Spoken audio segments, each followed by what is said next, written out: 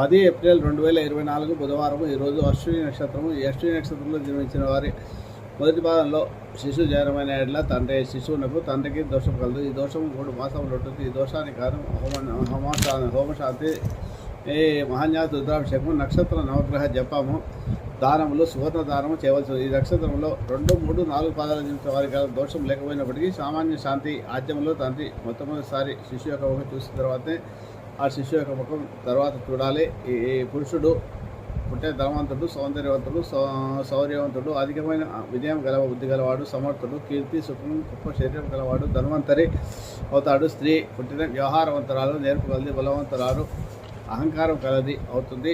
ఈ నక్షత్రానికి పుట్టినవాడు మంచి ధనవంతులుగా సర్జన్స్గా కూడా రాణిస్తారు, విద్యలో రాణిస్తారు, వైద్యులుగా హోమియోపతి, అలోపతి రెండిట్లలో కూడా రాణిస్తారు.